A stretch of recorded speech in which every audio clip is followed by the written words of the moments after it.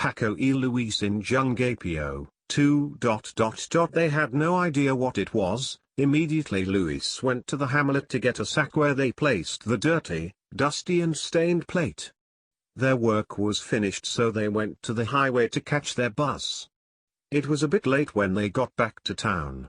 Night was falling, but they were excited and planning to clean the plate the best possible way, and so they did, washing it carefully with soap and a sponge, then with some shampoo and at last with plain water and baking soda. It was sparklingly clean. It looked like German silver, or maybe even sterling, but they decided to take it the next day to be tested to a prestigious silver store to be sure of what it was, what metal it may be. Early in the morning they went to the silver store carrying their precious plate. And right in front of the silversmith they took it out of the sack wrapped in a large towel and placed it on the old counter. The silversmith proceeded to pour some liquid on it with an eyedropper, and then, looking straight at them, he said, "It is platinum." Immediately and almost simultaneously they asked him, "How much is it worth?" The silversmith, with somewhat sober expression, answered them, "A minimum of $1.5 million pesos. About $122,000. They were utterly amazed. It was a lot of money. They went back to David's house and secured the plate in a safe place. Immediately after they went for a walk around the city, aimlessly, just to decide what they were going to do, how to proceed. And after walking and talking for a while they came to an agreement.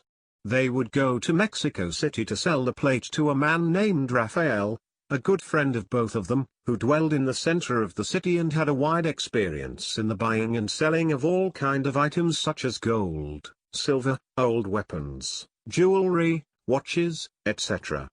Once they reached a decision, they left for Mexico City, arriving at a cafe near the Zocalo where their friend Rafael could always be found.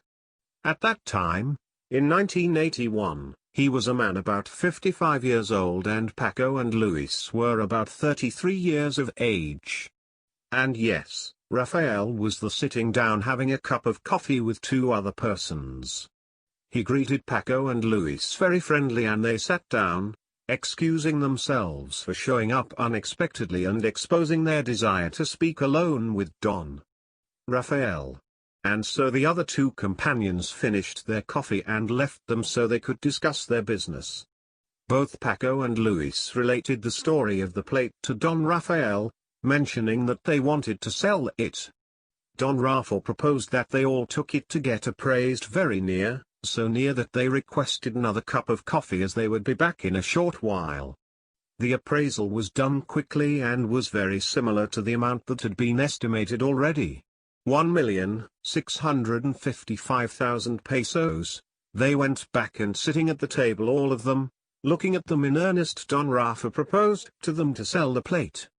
He would buy it.